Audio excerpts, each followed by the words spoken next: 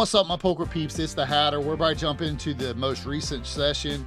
This session is super swingy. I'm going to show a clip of me leaving the room. I was barely out the door when I wanted to show you all my pure emotion, what was going through my head. I had no business going and playing on this day. Had a lot going on that week, and since I took a break, kind of regrouped.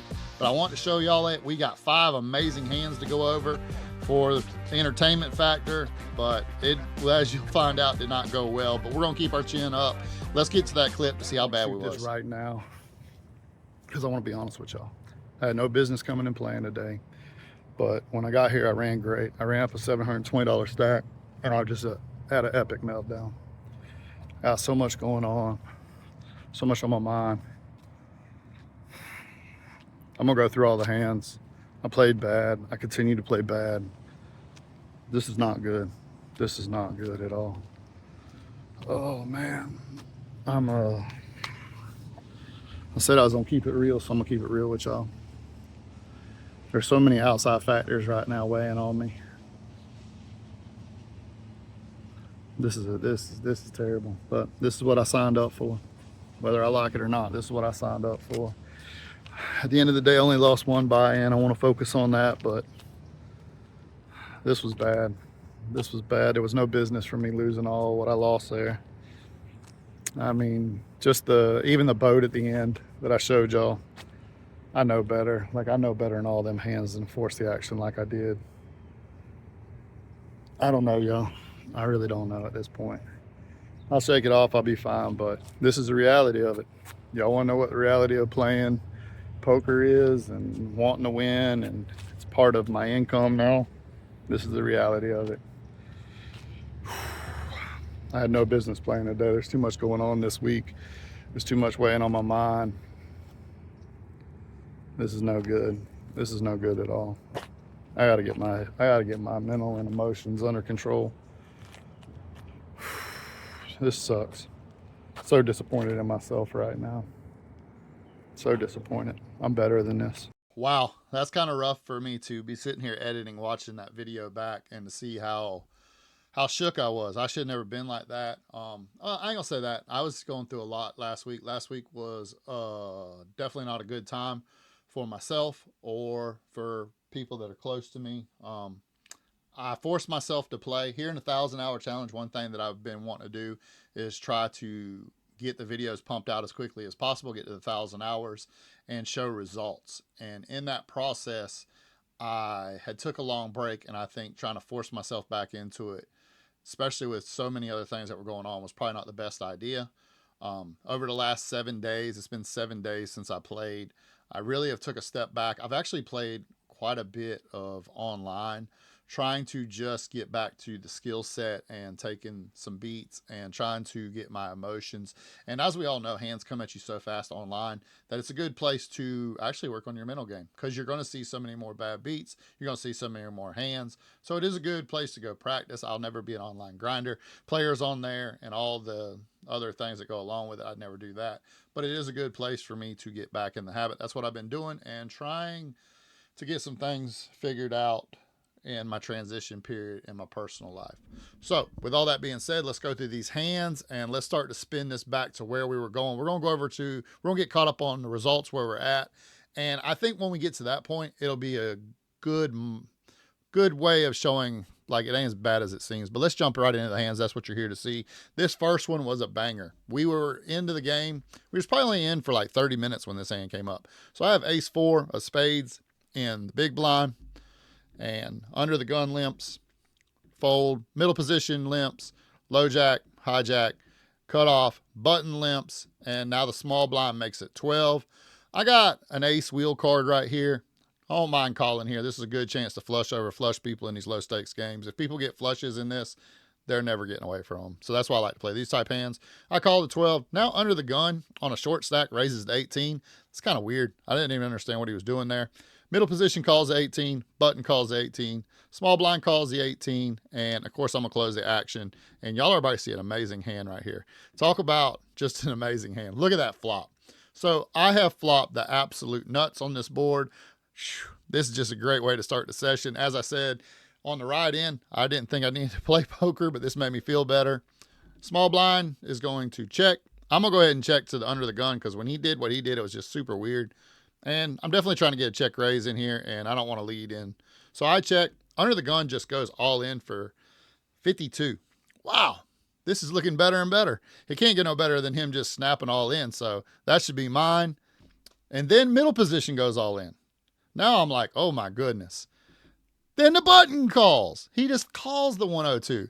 Goes over the small blind and folds. At this point, the button's only got 80 back. We might as well get it all in there. At this point, I'm pretty much, I know that I have the nuts, but I'm figuring maybe one of them has a flush draw and probably someone has a set. That's what I'm thinking. So when I go all in and the button snaps, I pretty much know that this player has a set. And as you can see, the turn is the 2 of spades, taking all the sweat out of it. I hit a straight flush. Man, this is such a great moment. And 8 of diamonds come on the river. But wait till I show you all the hands they had. Pretty amazing flop. You want to talk about like a setup flop? This was a setup flop. Under the gun had 7-4. I don't know what he was doing, but he flopped the world. Middle position had pocket 3s, and the button had pocket 6s. Flop straight versus flop flush, flop against 2 flop sets. What an amazing hand. I take this hand down, and after I take this hand down, I didn't get high hand because the ace don't play, and you got to play both cards there, but they do play out for the steel wheel, and I got 100 there. So after getting the pot and the 100, I was already up to 720 within the first hour and probably 20 minutes at best. All right, before we jump into this hand, I want to go ahead and put this out here. Everything in my mind, in my soul, in my body told me to get up and leave because I knew that my mental state was one bad moment for it going downhill. I think it's good that I was smart enough to see it. I just was too dumb to put it into principle on this day. I could have got up and cashed out right there with 720 and left, but I didn't. I was trying to force get the hours. So let's jump in. Y'all know where this is headed. So let's go ahead and get started. It's about to get fun, and y'all are going to enjoy these next 4 hands. So under the gun limps in. I got ace king in the big blind, as you can see. It ends up folding around to the cutoff. He's going to limp in. Small blind, he's going to go ahead and check. We know we cannot go 4 ways to a flop with ace king. We're putting in that raise. We go to 17. Under the gun calls. Cutoff folds. Small blind calls. We're going to a flop. Ace 10-3. Beautiful flop. She's only got 49 behind. There's 38 in the pot. I'm just trying to get her money in there as quickly as possible. We should be good here almost all the time. So I go ahead and bet 21. She shoves it in. The only hand I'm really worried about here is, I mean, she could have sets and stuff, but I mean, it is what it is. We're never getting away from this hand. She could have something weird like ace 3 suited or ace 10 or who knows what she could have. She could have a draw. But when she goes all in, I feel like she does have a made hand. I put her on probably a worse ace, and I'm totally wrong. As you'll see, it goes 7 of diamonds, 2 of spades. She ends over turning over pocket 10s, and I lose a pot there. Not a big pot. I still have over 650 in the stack. This is where just this one hand is irritated me. I'm not mad. I'm never that person to show it at the table. I always try to put the poker community above whatever I got going on in my personal life. I try to be the best ambassador and figure for poker. I will never be someone that's a poor sport or nothing like that. That's not who I am. All my problems, I go deal with those in the parking lot alone in my truck. May not be the healthiest thing to do, but that's what we do. We're not trying to kill the vibe of the game because we want the best vibe at the game. So we lose that one. It just irritates me. And I can tell myself again, hey, let's get up and go. You're not in the right mindset. But once again, you know your boy ain't that smart. So I'm going to stay and let's see how it goes. Hand 3. All right, this is going to be the third hand. And this is where everything really starts to go off the rails for me. And I want to go ahead and talk about this hand and where it really all goes wrong is not where a lot of people would think. Low jack limps in. I'm on the button, as you can see. The cutoff, he limps in. And now I have queen 7 of diamonds. 650 in my stack. This is very simple. Just get rid of this. Just get rid of these cards. But I limp in because I'm already irritated from this hand. All these hands I'm about to show you happen within about maybe 3 orbits, just so y'all know. So small blind checks, big blind checks, and the flop comes queen 8-7. So we flop top and bottom pair. Small blind checks, big blind leads out for 15. Low jack folds, cutoff calls, and now we're here with top and bottom. This definitely a connected board, definitely a wet board. There's draws out there of all kinds, flush, straight. I mean, we blocked 2 of the sets. Someone could have, pocket 8s. So I'm going to go ahead and put in a raise. I don't like my raise sizing here. It should be way bigger. I should be going about 60 here. I end up going 40. I want to say both these players that just come in, and the main villain in this hand is going to be the next villain in the next hand too. Just keep that in mind. These 2 guys have sat down, and I didn't really figure it out until really after these next 2 hands happened. They're both 2-5, pretty much regulars. So if I would have known that, I probably would have played it a little bit different, because I kind of know what they do. They don't respect any bets or anything around here in the low stakes. So big blind calls and the cutoff calls, and we go to a turn, which is an ace of hearts. This card's not the best card, because now you have, like, if someone has the ace high flush draw with the spades, like an ace of spades, they're definitely not going nowhere. So I know I need to size up. The big blind checks again, cutoff checks, and this right here is where I made another big error in how I played this hand. Excuse me. At this moment, first off, I should have folded pre-flop. Let's just start there. I should have never been in this hand. No matter what the result of this hand is, I should never been in it. I should just fold it. But anyways, when it comes to me, I should bet 100 here. I need to size up. Now there's 2 flush draws out there. The board's getting even more connected. I mean, actually, now the more that I think about it, I actually wish I would overbet right here. I like a bet of like 150 now the more that I think about it. And just thinking about it, I was going to say 100, but I don't like that at all. I think I need to go ahead, and if I'm going to be committed to this hand, I need to show commitment and put all these people that are chasing, because I definitely think the cutoff has a flush draw. That's what I'm putting them on. I'm putting the cutoff on a flush draw. So I need to go ahead and charge them the max here, and I need to go like overbet. Like 150 I think is really the number I would like to do here. I think if I did 150, I'd probably get 2 folds here. But I do 50, way too small. I'm letting the flush draw come around cheap, and the cutoff does. He thinks about it for a minute, and he calls the 50. So the king of clubs comes on the end. This is where I kind of made a mistake in moment. He goes ahead and leads out for 100. This is such a tough spot right here. In my mind, and I taught that, like, in the moment I slowed down and I thought about the hand, but the problem was this is where putting him on an exact hand instead of a range and trying to figure out what he could have. I was so caught up that he had a flush draw in my mind. I don't know why. I just felt like he had exactly a flush draw. So when he bets out 100, I mean, it's 100 into now 330. I mean, I almost have to call here because he should have some bluffs.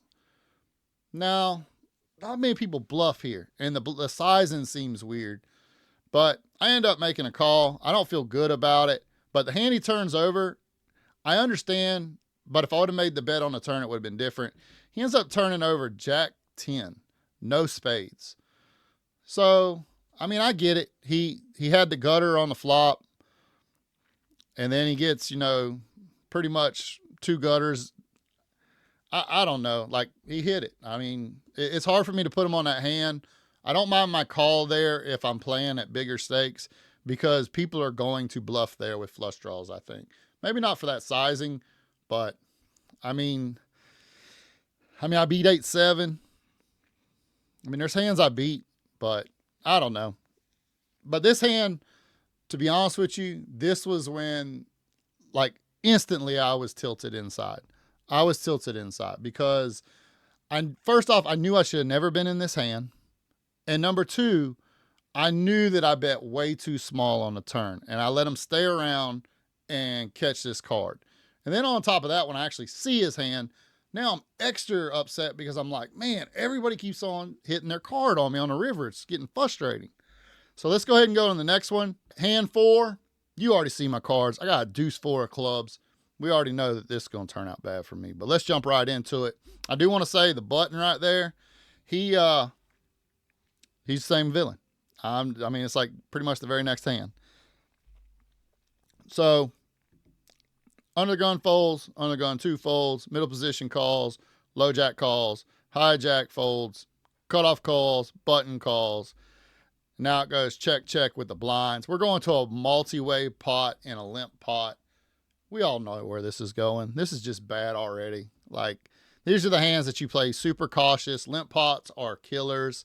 But keep in mind, your boy, being honest with y'all, being 100 with y'all, I'm on tilt, y'all. I'm tilting so bad right now. So it checks all the way around to the button. He bets 15. Like I said, I'm tilted. I just lost that big hand. I'm trying to make stuff happen now, so I raise it up to 50. I'm all right with the raise sizing. This is what I should be doing with like 2 pairs, combo draws. I mean, I'm not super mad with this play. It's just I know what goes into all of it. So big blind folds, middle position folds, low jack folds, cutoff calls, or folds, excuse me. And now the button calls. And we go to a turn of 8 of diamonds. I go ahead and I'm going to go ahead and continue my aggression. I size up this time. Why I sized up this time and not the last time, who knows. So I bet 100 and he goes like really deep in the tank. Like he's close to folding here. And he goes ahead and calls. So now I'm a little worried. I don't think he has a big hand. The only thing he'd be tanking long for and calling is if he has just an absolute monster. But at this point, your boy's tilted. Like I'm ready to just really go crazy here. If I miss, I'm going all in, to be honest with y'all. If I brick out the river, my plan is to triple barrel, bluff all my money off. I'm trying to force the action at this point. This is terrible. Do not do nothing I'm doing, especially at these stakes. Like, it's going to be hard to get this through if he has like an 8 or even a queen probably. So now the king of clubs comes. Holy cow. I've hit the river. Finally, I've hit the river. So now, instead of going and shoving, I changed my mind, which I really shouldn't. I mean, I get the card, but I've made a hand. So now I check to him, giving him a chance to do whatever he's going to do now that I have a made hand. So now I'm thinking, well, if he does have 8s, he's probably going to make a big bet. He ends up betting 200. And as soon as he bets the 200, like, I got a call. I went from bluffing to making a hand. I made a flush. Like, if he's got a boat, he's got a boat. I mean, that's just how I feel. If he's got a boat, he's got a boat. And good for me, he doesn't have a boat. The problem is he has 6-9 of clubs, y'all. 6-9 of clubs. I mean, he had the gutter, I guess, on the flop. Like his flop, I totally understand. The turn, I mean, that's, but he gets there on the river. So let's think about this. If the river is anything but a club or a 7, I'm shoving and I'm winning this pot. You should never be results oriented in poker, but man, I just feel like I go left and I should have went right. And if I went right, I should have went left. And that's how poker is feeling right now. Definitely after this session. So at this point, I've went from 720 all the way down to 106. And I wrote in my notes, just get up and leave. Just get up and leave. Cut your losses for the day. You're a mess. Leave. This is what I'm typing in my phone to myself for the notes. So I can bring it to y'all in real time, tell y'all how I felt. This is how I felt. Like I was so mad, so embarrassed of how I was playing. Like the last 2 hands, I've pretty much lost over $500 in 2 hands that I had no business even putting a bunch of money in the pot with. One of them I shouldn't have been in. The other one I could have just played passively. I would have lost a little bit. I probably would have lost like 100 because I'd have called his. If I just call him on the flop, he's on check turn, and then he's on bet river, and I'm gonna call, and I'm gonna lose a small pot. That's what's gonna happen. I mean, I could raise, but I'm not gonna raise on a paired board. So in theory, he's probably gonna check the turn when the board pairs. He's probably gonna lead for. I'm gonna check. He's probably gonna bet 50, and I'm gonna call, and I'm just gonna lose that. So instead of losing like $100 or $70, now I've lost 500 and I am just out of my mind on tilt. So let's go to the final hand of this session. And it's actually pretty interesting too, because I know where I went wrong with this one. Like I do these. That's the problem. I'm making mistakes, but I know why. So let's go to it. All right. This is going to be the last hand we're going to go over. This is just the icing on the case, I guess. But I want to talk about Brian. Brian's across the table from me. It's been a while since I've seen him in the poker room. I used to play with him a lot when I used to go all the time. Really great guy, great vibe, always positive. Doesn't matter what's going on. He has always got just great energy, always happy-go-lucky. Can't say enough nice things about Brian, but I do want to say Brian is a good player. He's a tight player. So let's jump right in the hand. It folds around to Brian. He limps in, folds around to me. I should be raising here, but once again, passive, but we're going to go over that here in just a second. I limp, small blind check, big blind check, go to a flop of ace of hearts, 4 hearts, ace of clubs, checks around to me. I should be betting here also, going ahead and seeing what everybody has, check, and charging any heart draws that are out there, but I check passively. 9 of diamonds comes on the turn. When it comes on the turn, I thought it was an 8 and I got excited. Not my day. Checks around to Brian again. He checks. It comes to me again. Once again, an opportunity for me to go ahead and bet. I got 2 pair here. A lot of other cards that no pairs or lower pairs I might be getting value from, but I'm continuing to be passive. I check, and the river is the 8 of hearts. All right. So this is a great card because it brings in the flush. Also, if someone was trapping with an ace, this is my moment. Checks to small blind checks, big blind checks. Brian bets 5. Even though I've been holding it together, and I always tell, even in the hands I lost, even with people going, man, I can't believe I got there, I always try to keep the vibe great. I'm always trying to be the best ambassador to the poker community as I can be. I try not to, all that stuff, I keep it at the parking lot, like I said before. But I do know that people have got to feel like I'm tilted after what's went on in the last 10 to 15 hands. So I try to play that image a little bit and make a huge raise to 45. The small blind goes ahead and folds. The big blind looks at me. He knows, like, this doesn't really make much sense what you're doing here. He goes ahead and calls the 45. When he calls the 45, I know I got him beat, not even worried. And at this point, we're about to get back on track until Brian springs the trap. When Brian goes all in right here, I just want to put this out here. There is absolutely zero chance in any world I'm winning this pot. Zero chance. Zero chance. The 1% chance I may have is he's got pocket 4s. That is my only hope. And to be honest with you, if he had pocket 4s, he's not jamming. So I know without a shadow of a doubt, he has some form of a full house. Either it be ace 9, ace 4. Somehow he has a full house, at worst pocket 9s. I can't fold, y'all. At this point, I look at him. I say, I know I'm beat. I call. Big blind. He must have just had a flush or something, or had something that he was just trying to look me up with. He folds, and I'm showing what I already know. Brian had ace 4. He flopped a full house. Checked it down to the river and got me. Just one of them days, y'all. That's why when you seen I left, I was definitely a little shook. But with all bad things come good things. I've had a week to think about it. 3 big changes I got to make before we go over the final results coming up. I'm going to tell y'all what all my results are up into this day so we can catch up the bankroll. I'm going to do a better or a better job of keeping y'all up to date. Like, as soon as I get done with the session, I'm going to try to do the video that night or the next morning before I play another session, because I don't want y'all to fall too far behind of the story.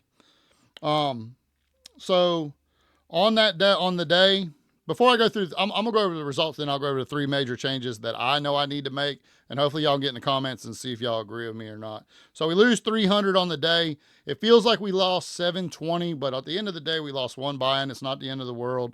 It just seems worse because we were up so big. So it's not the end of the world. We only end up playing an hour and a half and all that happened. So you can see how quickly big swings can happen if you're starting off getting lucky and then you just start to get unlucky and play bad. So we lose 300 there. Overall, we're still up $7.95 with an hourly of $23.44. Now, let's be realistic though. When I was in the bow and I won all them promotions, that's pretty much where our profit's at. And I got to play better. So really, in reality, I'm probably down because I got the 100 off the promotion that I lost with the steel wheel. So realistically, I'm down. The stats will say different just because we had the promotions in, because that is part of the rake that's getting taken away from me in the hands I win. But we got to do better.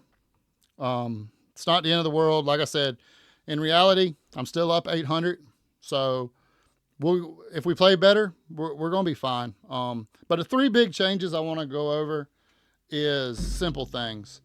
Um, got to be better with our bet sizing. That's number one. Bet sizing has got to be a lot better, and I need to think and slow down a little bit. Uh, I'm definitely rushing everything, and I don't understand why. I need to think every situation out.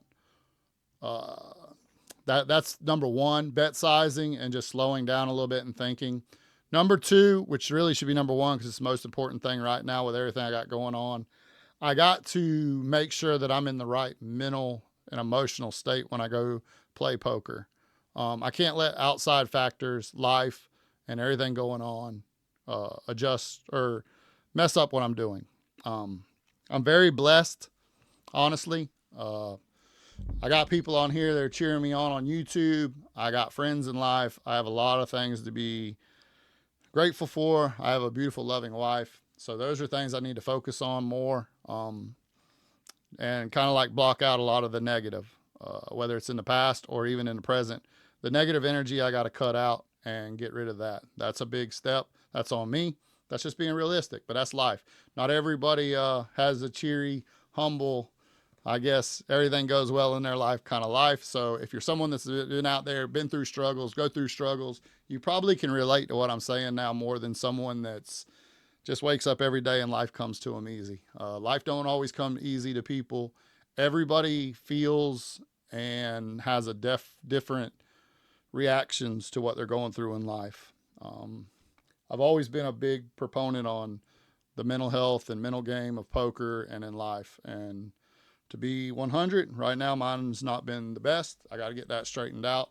And that's on me. And then number three is pretty forward. I need to quit playing so passively and so scared. This whole worried about bad beats and being coolered, I just got to play. And if it happens, it happens. I know which hands to get in there and really fight with, and I know which hands get me in trouble. A lot of my losses that have been going on and wins that I have not had the biggest wins is a lot on me because I got to get that negative energy away from me. And it's crazy. All of it really goes back to that. So I don't want to run that into the ground. I know the last few episodes have been kind of down and out, but we're going to turn this shit around. No, I'm not sure if I'm supposed to cuss on here, but I'm about 20 days from being completely free and allowed to say whatever the hell I want. So y'all probably get a different hatter here coming up. So buckle up. Y'all are probably going to get a different side of me now that I ain't got to worry about any backlash coming up. So y'all stay tuned. I'm gonna really get into this grind. Like I got to get some things here in the next few months. Things will get kind of situated, and I'll be out there full time grinding. Got to get these hours knocked out, but also I want to do it when I'm going to go out there and be profitable. I'm not trying to come on here and watch y'all get my head beat in because I'm playing bad. I would rather bring y'all bad beats where I'm getting coolered or something that we can chuckle and laugh about just than me playing bad.